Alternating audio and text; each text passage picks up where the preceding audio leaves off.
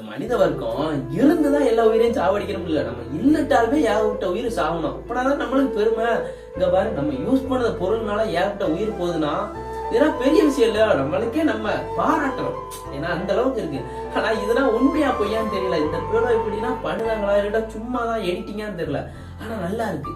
ஏன்னா இந்த பிறவை பார்க்கும் போது நம்மளுக்கே பொறாமையா இருக்கு. ஏன்னா நம்மள பாரு, படுக்கும், சாப்பிடுதோம், மணி விடிய காலம், அதே மாதிரி முழிக்கும், சாப்பிடுதோம், வேலைக்கு போறோம், மணி வேலைக்கு போயிட்டு வரோம், சாப்பிடுதோம், படுக்கும்.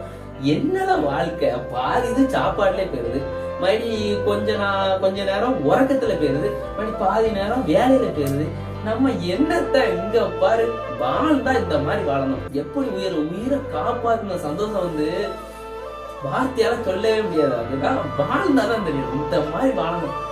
பரவாயில்ல, மனித வர்க்கம் தான்டா. இருந்தாலும் கொள்ளணும், நம்ம இல்லட்டாலும் கொள்ளணும், நம்ம யூஸ் பண்ண பொருள்னாலையும் சாவணும்.